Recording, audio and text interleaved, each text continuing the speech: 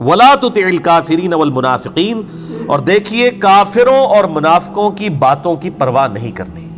یہ بہت امپورٹنٹ بات ہے. یہ قرآن حکیم میں ٹاپک بار بار آیا. چاہے کوئی شخص کتنا ہی نیک کیوں نہ ہو، بہرحال دنیاوی اعتبار سے جب اسے دعوت و تبلیغ میں تکالیف سے گزرنا پڑتا ہے تو ایسے لمحات انسان کے اوپر آ جاتے ہیں. کچھ تو اس پہ خود آتے ہیں اور کچھ جو اس کو سمجھانے والے ہوتے ہیں نا، وہ اس کو اس قسم کی مت دے رہے ہوتے ہیں، یار تیرے چھوٹے چھوٹے بچے نے کیا ہو گیا، تو اللہ دے بندے، تو ٹھیکہ لے دین دے کام دا. ٹھیک ہے، پوری دنیا جنہوں پتہ ہے، لوگوں کو پتہ ہے نماز پڑھ رہے ہیں، پڑھتے رہے. اب یہ اتنا خطرناک کھیل لوگ کھیل رہے ہوتے ہیں کہ ہم اگر یہ دعوت لے کے کھڑے ہوئے ہیں تو ہم اپنے بیاف کے اوپر کھڑے ہیں. کیا نہیں، نبی علیہ السلام کے اوپر. صحیح مسلم میں حدیث ہے کہ مومن وہ ہے جب برائی دیکھے تو ہاتھوں سے روکے. ہاتھوں سے نہیں روک سکتا تو کم از کم زبان سے روکے. اگر زبان سے نہیں روک سکتا تو دل میں برا جانے، لیکن دل والے کو انڈورس نہیں فرمایا ذالک اضعف الایمان. یہ تو بالکل لولا لنگڑا قسم کا ایمان ہے. کیا ہم زبان سے بھی کسی برائی کو برائی کہنے کے لیے تیار نہیں ہیں؟ اور دل پہ بھی زیادہ عرصہ برائی نہیں رہتی ہے. یہ حقیقت بات ہے. جب زبان سے آپ اظہار نہیں کرتے تو آہستہ آہستہ آپ اس سسٹم کا حصہ بن جاتے ہیں. زبان سے کم از کم بات کرنی ہے، گونگا شیطان نہیں بننا. اسلام تو کہتا ہے ہاتھ سے بھی روکنا ہے برائی کو. کتنے % لوگ روکتے ہیں؟ الٹا جو بیچارہ زبان کے ساتھ لوگوں کو ہدایت کی طرف بلاتا ہے اور بتاتا ہے کہ یار یہ آپ کے ساتھ آپ کے بزرگوں نے ہاتھ کیا ہے، یہ آپ کو غلط دین بتا کے گئے ہیں، دین اصل میں یہ ہے کتاب و سنت میں، اس کو لوگ آگے سمجھا رہے ہوتے ہیں یار تو اللہ دے بندے ایڈا بڑا رسک لے رہے ہیں، لوگ تیرے خلاف ہو جائیں گے. تو یار یہ بات تو آپ نبی علیہ السلام کو اصل میں سمجھا رہے ہیں کہ بھی نبی صلی اللہ علیہ وسلم نے کیوں یہ باتیں کی ہیں جس کی وجہ سے لوگوں نے یہ بات پہنچانی ہے لوگوں تک. ظاہر ہے الحق مر، عربی میں محاورہ ہے، حق کڑوا ہی ہوتا ہے. آپ جتنے مرضی ایسا انداز میں بات کریں، جو حق اور سچ بات ہے وہ چبھ جاتی ہے اگلے بندے کو جس نے بات نہیں ماننی. تو اس کا کبھی یہ سولوشن نہیں ہے کہ وہ دعوت سے پیچھے ہٹ جائے. یہ بالکل غلط ہے. اور یہ آپ دیکھیں اتنا بڑا ایشو ہے کہ نبی علیہ السلام کو اسپیسیفکلی اور آپ کے صحابہ کو بھی کہا جا رہا ہے کہ آپ نے بھی جو ہے وہ کافروں کی باتیں نہیں ماننی ہے، ان کی پرواہ نہیں کرنی. وَلَا تُطِعِ الْكَافِرِينَ، کافروں کا کہنا مت مانو، وَالْمُنَافِقِينَ، اور نہ منافقین کا، وَدَعْ آذَاهُمْ، اور نہ پرواہ کرو ان کی طرف سے آئی ہوئی تکلیف اور اذیت کے اوپر کہ یار اب جو ہے وہ مجھے ان تکلیف میں انہوں نے ڈال دیا ہے تو اب میں جو وہ دین کا کام چھوڑ دوں یا میں بیک فٹ کے اوپر چلا جاؤں. دیکھیں شعب ابی طالب کے اندر نبی صلی اللہ علیہ وآلہ وسلم کو 3 سال تک کس طرح گزارا کرنا پڑا ہے. بخاری مسلم میں آتا ہے، سعد ابن ابی وقاص کہتے ہیں کہ 3 سال تک ہماری حالت یہ تھی کہ ہم پتے کھا کے گزارا کرتے تھے، اور جس طرح بکریوں کو مینگنیاں آتی ہیں نا، اس طرح ہمارے ساتھ معاملہ ہوا کرتا تھا. تو کیا انہوں نے دعوت کا کام چھوڑ دیا؟ اور پھر میں اس سے اگلی بات کروں گا کہ 2.25 ارب یہ چلے احتیاطاً 1.5 ارب مسلمان ہیں. 1.5 ارب مسلمانوں میں ایک مسلمان نے بھی ایسا نہیں ہونا کہ جو نر بن کے صحیح طریقے سے بات کرے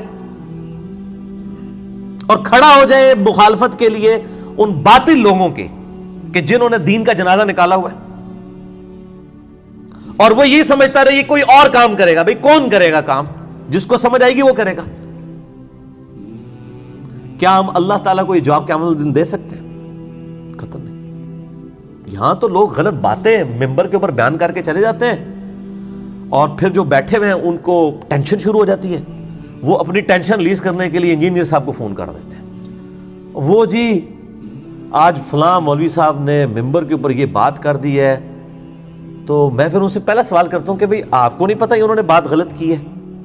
کہتے نہیں پتہ ہے. تو ساری دنیا کی مصیبتیں ان کا بوجھ میں نہیں اٹھانا اکیلے بندے نے. آپ کے زبان نہیں اللہ نے آپ کو دیا، آپ گونگے شیطان ہیں کہ آپ کم از کم اس لیکچر کے بعد ہی ان کو بند کمرے میں لے جاتے ہیں اور کہتے ہیں کہ حضرت صاحب یہ آپ حدیث اور واقعہ کہاں سے بیان کر رہے ہیں. یہ میری ذمہ داری ہے کہ دنیا میں جہاں کہیں جھوٹ کوئی بیان کرے گا تو میں نے پریکٹیکلی جا کے وہاں پہ لوگوں کی اصلاح کرنی ہے. اکیلا بندہ کیا کر سکتا ہے؟ ہر بندہ جو جہاں پر ہے وہ ذمہ دار ہے. کنتم خیر امۃ اخرجت للناس تأمرون بالمعروف وتنہون عن المنکر وتؤمنون باللہ. تم بہترین امت ہے ہی اس لیے ہو. نبی صلی اللہ علیہ وآلہ وسلم کی نسبت کی وجہ سے جو بہترین امت کہا گیا اس وجہ سے نہیں کہ آپ صلی اللہ علیہ وسلم کا بہت بلند مرتبہ ہے اس وجہ سے امت کا بھی بلند مرتبہ ہو گیا، نہیں، بلکہ آپ کی ختم نبوت کی برکت سے کہ چونکہ آپ کے بعد نبی کوئی نہیں آنا، نبیوں والا کام اب اس امت نے کرنا ہے. یہ ہے وجہ جس کی وجہ سے یہ امت افضل ہے، اور وہ کام امت کاری کوئی نہیں ہے. امت کا نہیں ہے یا اللہ، جو کچھ بھی ہے تیرے محبوب کی امت سے ہے، چور ہیں، ٹھگ ہیں، فراڈی ہیں، بے نمازی ہیں، حرام خور ہیں، سانو انجی قبول کر، جو کچھ بھی ہے تیرے محبوب کی امت سے۔ امت نے یہ سمجھ لیا ہے، یہ رزلٹ نکالا ہے امت نے۔ حالانکہ امت کو بتائیں کہ یار امت کی افضلیت کس بنیاد کے اوپر تھی؟ نبی علیہ السلام کی نسبت کی وجہ سے نہیں تھی، آپ صلی اللہ علیہ وآلہ وسلم کی ختم نبوت کی وجہ سے جو کام ملا ہے اس امت کو، نبیوں والا کام، اس کی وجہ سے اس امت کی فضیلت ہے، اور وہ کوئی کرنے کے لیے تیار ہی نہیں ہے۔ تو وہ ساری میں ٹینشن مجھے ریلیز کرتے ہیں، تو میں ان کو کہتا ہوں میرے بھائی میں نے کیا کرنا ہے، میری 1 لاکھ فوٹو کاپیاں کرا لو، پھر تو جگہ جگہ بانٹ دو۔ نہیں، آپ جدھر ہیں غلطی دیکھتے ہیں احسن طریقے سے آپ ہائی لائٹ کریں۔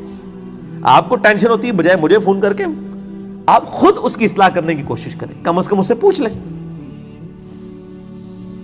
وَتَوَكَّلْ عَلَى اللَّهِ، اور توکل اللہ پر کیجئے، وَكَفَى بِاللَّهِ وَكِيلًا، اور اللہ آپ کے لیے کارساز کافی ہے۔ دیکھ لیں کیا ایک وہ حالت ہے کہ ایک شخص سیدنا ابوبکر الصدیق رضی اللہ تعالیٰ عنہ علیہ السلام کو لے کے آپ صلی اللہ علیہ وآلہ وسلم رات کے اندھیرے میں مکے سے نکلتے ہیں، اپنے بستر پر سیدنا مولا علی رضی اللہ تعالیٰ عنہ علیہ السلام کو لٹا کے جاتے ہیں کہ مانتے واپس کر کے آ جانا، اور راستے میں جاتے ہوئے جو ہے وہ آپ رضی اللہ تعالیٰ عنہ جو ہے وہ کیا سوچ رہے ہوں گے جب غار ثور کے اندر، جو سورہ توبہ میں ذکر آتا ہے کہ جب تم دونوں غار میں تھے اور تم اپنے ساتھی سے کہتے تھے غم نہ کرو اللہ ہمارے ساتھ ہے، یعنی اس حالت میں جب آپ مکے سے نکل رہے ہیں، اور یہ 1 ہجری کا واقعہ، اور 8 ہجری میں 8 سال کے بعد آپ صلی اللہ علیہ وآلہ وسلم فاتح کی حیثیت سے وہاں پہ داخل ہو رہے ہیں، اور جب مکے سے نکل رہے ہیں سراقہ ابن جوشم، سراقہ ابن مالک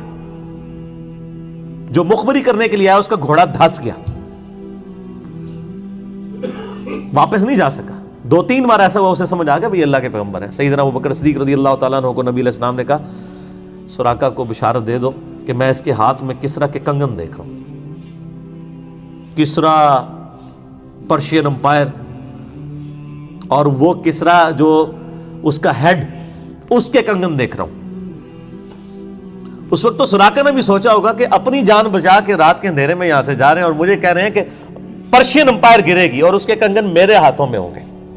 اور پھر سیدنا عمر فاروق رضی اللہ تعالیٰ عنہ علیہ السلام کے دور میں وہ وقت آیا ہے، سیدنا عمر نے بلا کے پھر سراقہ کو وہ پورا کسرا کا لباس پہنایا، اور اس کے بعد کہا اتار دو، یہ مومنین کا مال ہے۔ انہوں نے سمجھا یہ مجھے گفٹ ہو گیا، انہوں نے کہا نہ، نبی علیہ السلام نے صرف کہا تھا دیکھا ہے، بس اتنا، اس سے زیادہ نہیں، یہ مومنین کے بیت المال میں آئے گا۔ تو رومن اور پرشین امپائر گر جائے گی کسی نے سوچا تھا؟ نہیں۔ تو نبی صلی اللہ علیہ وآلہ وسلم کو کہا جا رہا ہے اللہ پہ توکل کریں، اللہ تعالیٰ بہتر کارساز ہے۔